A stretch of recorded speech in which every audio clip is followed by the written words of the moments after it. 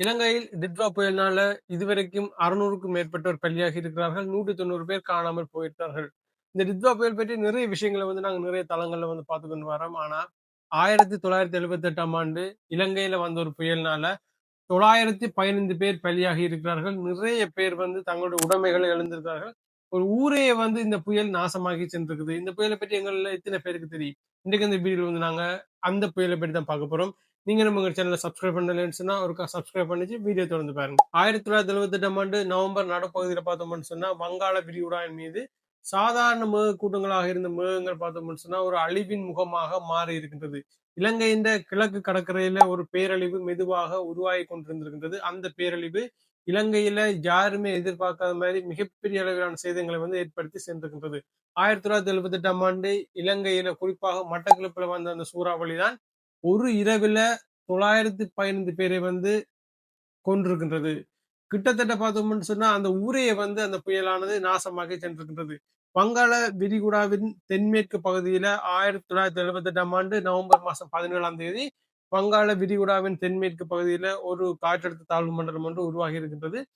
முதல் நாள் காற்றழுத்த தாழ்வு மண்டலமாக இருந்தது. அடுத்த நாள் பார்த்தோம்னு சொன்னா ஒரு சுழல் வடிவம் எடுத்து அதுக்கு அடுத்த நாள் 3ஆம் நாள் பார்த்தோம்னு சொன்னா மிகப்பெரிய ஒரு சூறாவளியாக மாறி இருக்கின்றது. மணிக்கு 200 கிலோமீட்டர் வேகத்துல நகர்ந்து வந்த ஒரு சூறாவளியாக அது மாறி இருக்கின்றது. அந்த சூறாவளி ஒரு இரவு அடிச்ச அந்த சூறாவளியில பார்த்தோம்னு சொன்னா கிட்டத்தட்ட 915 பேர் பலியாகி இருக்கிறார்கள். நவம்பர் மாசம் 23ஆம் தேதி அந்த புயலானது மட்டக்களப்பினை தாக்க ஆரம்பிக்கின்றது. இரவு 9 மணிக்கு அந்த புயலானது மட்டக்களப்பினை தாக்க ஆரம்பிக்கின்றது.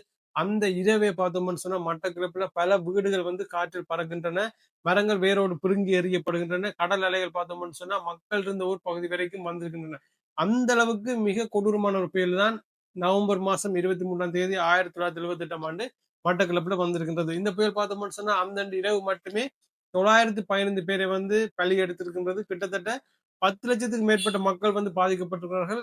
2,5 லட்சம் வீடுகள் நொறுங்கி இருக்கின்றது. அந்த புயலால பார்த்தோம்னு சொன்னா 2,5 லட்சம் வீடுகள் நொறுங்கி இருக்கின்றன. மட்டக்களப்பில 90% தென்னை மரங்கள் இந்த புயலினால முறிந்திருக்கின்றன. மீனவரின் படகுகள் எல்லாம் நொறுங்கி இருக்கின்றன.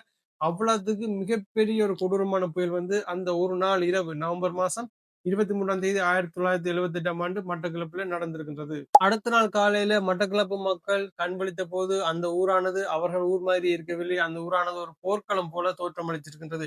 கிட்டத்தட்ட 130 மின் கம்பங்கள் முறிந்து விழுந்திருக்கின்றன. இந்த புயலினால பாதிக்கப்பட்ட மக்களை மீட்பதற்கும் அந்த மக்களுக்குரிய நிவாரணங்களை வழங்குவதற்கும் அரசுக்கு எவ்வளவு செலவு ஏற்படுக்குன்னு சொல்லி பார்த்தோம்னு சொன்னா 600 மில்லியன் ரூபாய் செலவு ஏற்பட்டிருக்கின்றது. இப்ப 1978ஆம் ஆண்டு அரசாங்கத்துக்கு 600 மில்லியன் ரூபாய் செலவு ஏற்பட்டிருக்கின்றது. அந்த அளவுக்கு இந்த புயல் ஏற்படுத்தின சேதங்கள் மிகப்பெரியது.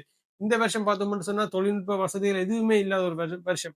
இதனால பார்த்தோம்னு சொன்னா அந்த மக்களுடைய மனநிலையை நாங்க யோசிச்சு பார்க்கணும். அந்த நேரம் அந்த புயலினால பாதிக்கப்பட்ட மக்கள் உதவிக்கு கூப்பிடுறதுக்கு யாரை கூப்பிடுறது, எப்படி கூப்பிடுறது நிறைய பிரச்சனை. இப்ப மாதிரி இல்லை. இப்ப மாதிரி தொழில்நுட்ப வசதிகளோ, இப்ப மாதிரியான நவீனகரமான மீட்பு பணிக்கு பயன்படுத்தக்கூடிய உபகரணங்களோ எதுவுமே இல்லாத ஒரு காலத்துல இந்த கொடூரமான ஒரு புயல் மட்டக்களப்பு மக்களை தன்னால முடிஞ்ச வரைக்கும் காயப்படுத்தி சென்றிருக்கின்றது. இந்த புயல் ஏற்படுத்தின சேதங்களில் இருந்தும் எங்களுடைய மக்கள் மீண்டு வந்திருக்கிறார்கள். தற்பொழுது இந்த டிட்வா புயல் ஏற்படுத்தின சேதங்களில் இருந்தும் எங்களுடைய மக்கள் நிச்சயமாக மீண்டு வருவார்கள் என்ற நம்பிக்கையோட இந்த வீடியோ நான் முடிக்கிறேன். நீங்க நம்ம சேனலை சப்ஸ்கிரைப் பண்ணலன்னு சொன்னா ஒருக்கா சப்ஸ்கிரைப் பண்ணுங்க. இன்னொரு வீடியோல உங்களை சந்திக்கிறேன். நன்றி.